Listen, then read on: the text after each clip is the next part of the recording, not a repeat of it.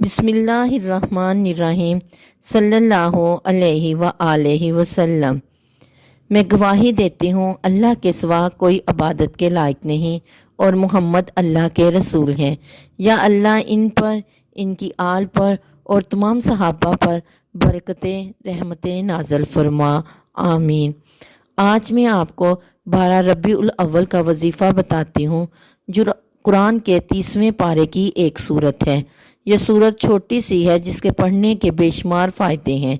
یہ وہ سورت ہے جس کو پڑھنے سے اللہ تعالیٰ آسانیاں دیتا ہے، اللہ تعالیٰ مشکلیں حل کرتا ہے۔ وہ سورت ہے سورت عالم نشرح۔ یہ وظیفہ کسی بھی وقت کیا جا سکتا ہے 12 ربیع الاول والے دن۔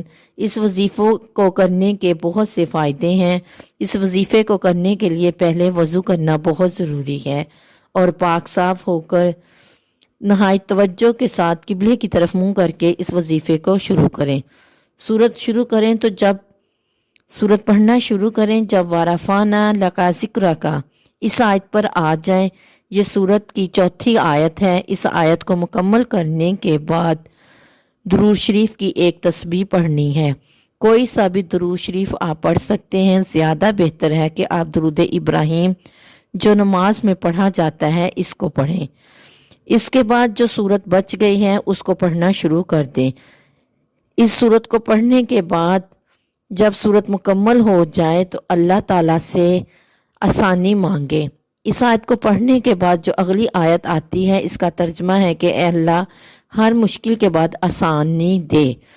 اس آیت کو 2 مرتبہ اس سورت میں دہرایا گیا ہے کہ اے اللہ ہمیں آسانی دے، ہماری مشکلیں آسان فرما۔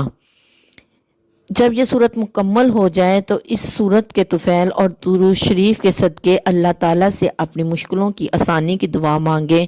کہیں اے اللہ ہماری بری تقدیر کو اچھی تقدیر میں بدل دے، ہمارے برے وقت کو اچھے وقت میں بدل دے، یا اللہ اس کے بدلے ہماری زندگی میں آسانیاں فرما دے، آمین ثم آمین۔ صلی اللہ علیہ وآلہ